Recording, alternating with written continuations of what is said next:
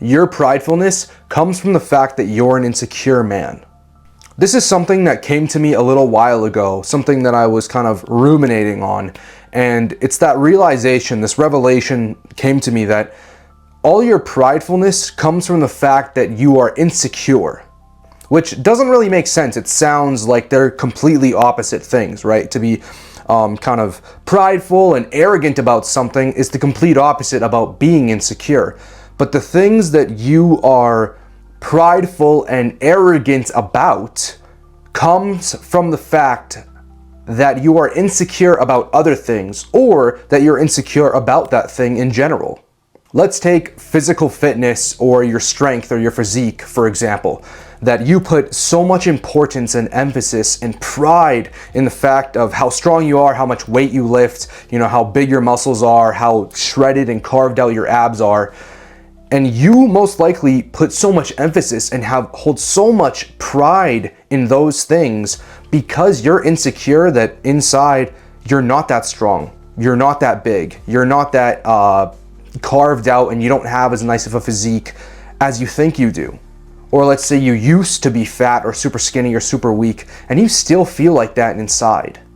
So really, if you're having a pride problem, you realize that you're being a show-off, right? Let's say with your physique or with your strength, you want to show off to people, or you want to show off your money, your cars, or show off this girl that you got, whatever it might be. It's because you're insecure about it. Because you need everyone to know how great you are, and how rich you are, and how strong you are, and how good you look. Because inside, you actually feel inadequate and insecure about those things. You don't have any security. You don't have any comfort in yourself because you're putting your pride and your insecurities in the wrong things. You are getting insecure because of something you don't have or something you do have. You are prideful because of something you do have or something you don't have. And that is the wrong way to look at yourself and your self-worth and where you're supposed to get your confidence or your security in yourself per se. It doesn't matter if you're the strongest or you're the weakest, right? And that is not to say that you should not improve yourself. If you guys know me, I put a lot of emphasis on strength training and trying to get stronger. That's something that's extremely important to me, but it's because it's for me, and it's hopefully to glorify God. That is my aim with it, is not to glorify myself or say that I'm so cool and I'm so good, but because God has given me that ability to, and I'm thankful that I'm able-bodied to be able to do that. So don't think that this is me telling you not to advance and strive for greatness, because that is your duty as a man, with all the talents and gifts and virtues and everything that God has given you specifically. It would be a slap in the face if you didn't do everything in your power to be the best and most virtuous man you can be. But again, that is different than you deriving your worth from what you have and what you don't have, and what you can do and what you can't do. Your worth and your security, your pride per se, which I know pride is not the right word to use when it comes to God, because we should have pride in God, nothing else, nothing that we can do, nothing that we do. And I'm saying that as a Catholic, guys, because I don't believe that I can bring myself to heaven, because I'm a worthless sinner. I truly am. But God loves me. So because God loves me, I should do everything I can to honor him and be a good man that he wants me to be, and not take pride or insecurity in what I look like or what I don't look like, what I lift and what I can't lift, what I can buy and what I can't buy.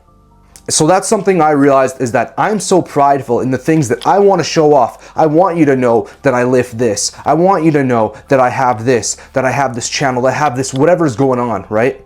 And I want them to know that because inside, I'm just insecure. I'm scared that they're going to think that I am not that guy, that I'm not strong, that I'm not this and that, right? So really, if you're having a problem with your pride, with your arrogance, which of course we know that pride is one of the worst sins, I believe it's the worst of the 7 deadly sins, then you need to look at actually what you're insecure about, not what you're prideful in, because it'll kind of be like this two-way mirror of looking at each other in that way, because your pridefulness or your arrogance, your arrogancies and your insecurities will actually be pretty connected in that way. So that's something I would look at if you are dealing with pride and realizing that you're being a proud and prideful and arrogant person, putting your worth and your pride in the wrong things, because the only thing it should be put in is Jesus. I just pointed to the wrong thing. I meant there, but yeah. So that's a realization that I came to, and it is not easy to accept, guys, not at all. But that is probably one of the biggest antidotes I would give if you're dealing with pride and arrogancy and wanting to show off your things of the world because you don't feel good enough inside. Because you are good enough. You are good enough, not because of what you do, not because of what you can do or what you have or don't have. Only because of God. That is the only reason you're good enough, because He loves you and He says you're good enough. So take that, look at your pridefulness, look at your insecurities, and be the man that God made you to be. Not so that you can be worth it or so you can have pride in the things that you've accomplished. But know that the only thing that was worthwhile, that was accomplished on the cross by Him, not by you. And that's what gives you your worth. God bless you guys. I love you, and I will see you in the next video.